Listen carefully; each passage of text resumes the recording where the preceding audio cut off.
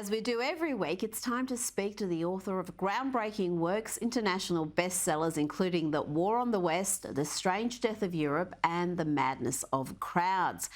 Douglas Murray, let's start in Sydney, where Jews were told to stay away from our most famous landmark this week as Palestinians chanted, "Gas the Jews."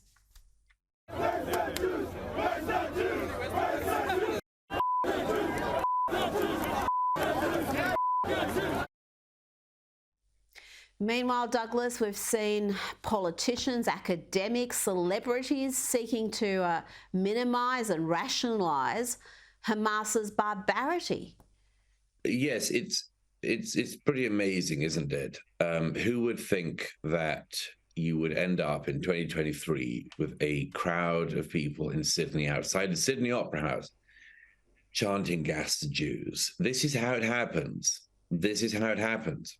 It happens by allowing evil of this kind to incrementally just move in and grab a space in our politics, in our culture, to allow genocidal ideas to just get a grip. And they have done. They have done in Australia, as they have in Britain, as they have across Europe, as they have across the Middle East. These people didn't even have the decency, if decency is a word you could ascribe ever to them, to wait for instance, an Israeli counterattack to protest. They didn't even wait for that. They just wanted to go straight ahead and attack Israel and taunt Israel and taunt the Jewish people in the hours after this barbaric attack in Israel. They didn't bother to wait. They didn't want to wait. They couldn't wait. They just went straight in to insult, taunt, and to use the most genocidal rhetoric against the Jewish people. It tells us so much about the people. It tells us everything about the people who would attend such a rally. But it also tells us something about our own countries. How is it that modern Australia has come to this?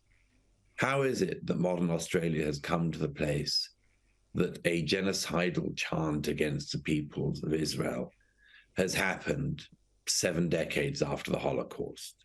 How is it that it has been the case in cities across Western democracies that we've had other people willing to celebrate these massacres? What does it tell us about us? And what are the mistakes, the vast mistakes that we have made in our countries that have allowed this to happen? It makes me shudder, and I think it should make all the civilized world shudder too. Now, among those who've been prominent supporters of the attacks against Israel has been BLM groups, including BLM Chicago and BLM Grassroots. The very people, Douglas, who call everybody Nazis want to stand with those killing Jews. And it's been also instructive that so many of the celebrities who cannot wait to virtue signal about every cause, global warming, Trump, racism, real and imagined, well, they've been strangely silent on the worst attack against the Jewish people since the Holocaust. Yes, it's incredibly telling, isn't it, Rita? I mean, you and I have often talked about the sort of people who mistake words for violence. Always these sorts of people who say, you know, if you say anything about my gender, you're actually sort of committing a proto-trans Holocaust. All of this sort of thing. All this weird, overhyped rhetoric, which has been allowed in our era, which has been seen to be permissible in our era. And, you know, if you're J.K. Rowling, you're sort of committing a hate crime if you say anything about the biological reality. And these same people, and it is all of the same people, when it comes to actual massacre of Jews in the 21st century, they have nothing to say. They seem to be devoid of words. It seems that somebody got their throat, which is a horrible term to use in the in the circumstances. Something caught their throat. They just couldn't say it. As you say, Rita, BLM Chicago showed us exactly where they were when they decided to celebrate the paragliders who went into an Israeli dance festival and started massacring young men and women dancing in the early morning.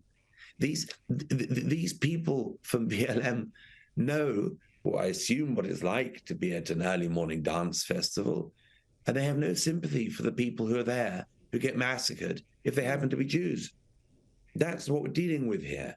They've shown themselves to everybody as people who pretend to care about individuals and do not care at all if the individuals happen to be Jews. Now, I want to play you some footage of a father who lost his 8-year-old daughter.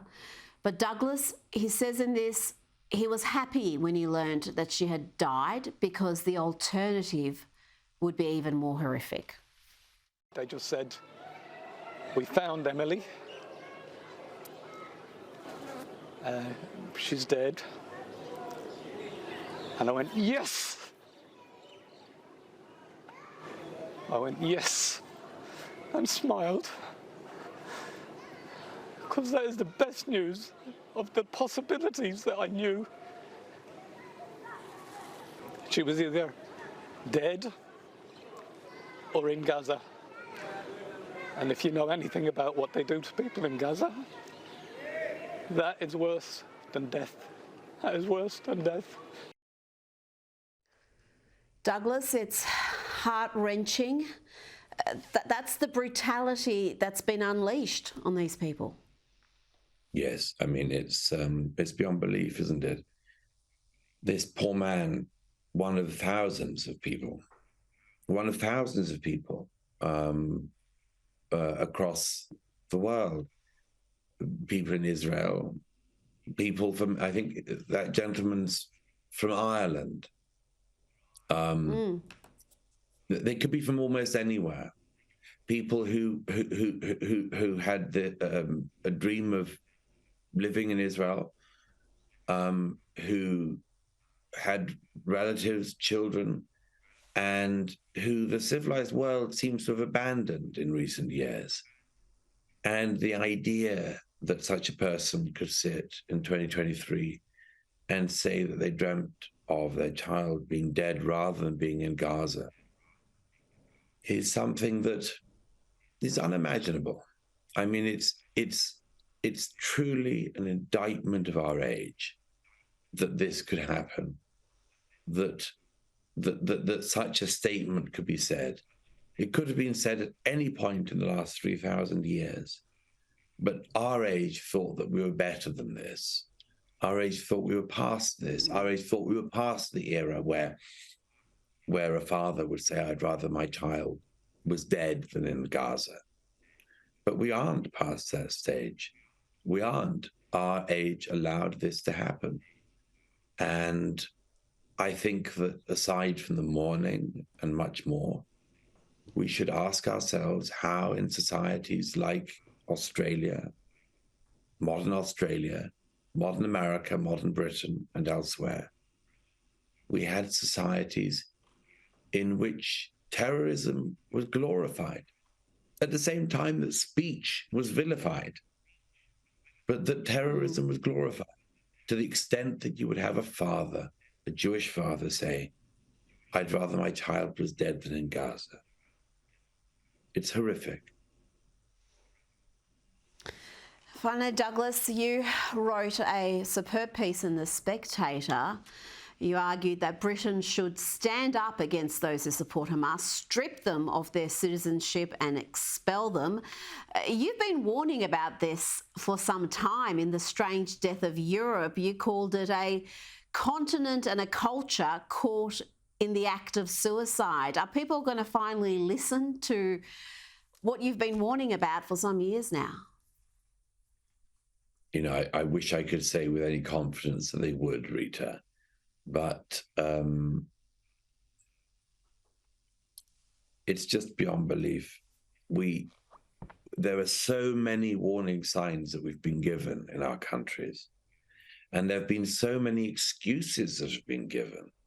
So many excuses that have been given in our own time, in each of our countries, by politicians, by leftist journalists and others who say, oh, no, don't pay any attention to this. This is just a fringe, or they don't really mean it. Or when Hamas says this genocidal rhetoric about the Jews, it's just part of the negotiating tactics and much more. We've seen this week that they mean it. I've argued for years, if somebody says they want to annihilate you, believe them. If somebody says they want to annihilate the Jewish people, believe them. I don't doubt that in the days and weeks ahead, there will be many people who will say, all sorts of things about Israel and the Jewish people. And I think that there is one thing we must hold on to, which is, remember that if there isn't a fence or a border around Gaza, and there is no protection of the Jewish people, the peoples of Gaza, the Palestinians, Hamas, will annihilate the Jewish people. The security around the state of Israel is not there to oppress the Palestinians. It is there to prevent the annihilation of the Jewish people. Maybe we've had a reminder of that in the last week. Why did it need this reminder? We knew it. They said it. They said it for years. It's us that are stupid. It is we in countries like Australia and Britain and America who have been naive. And we should do something about that. Douglas Murray, thank you so much for your time this evening. It's a great pleasure.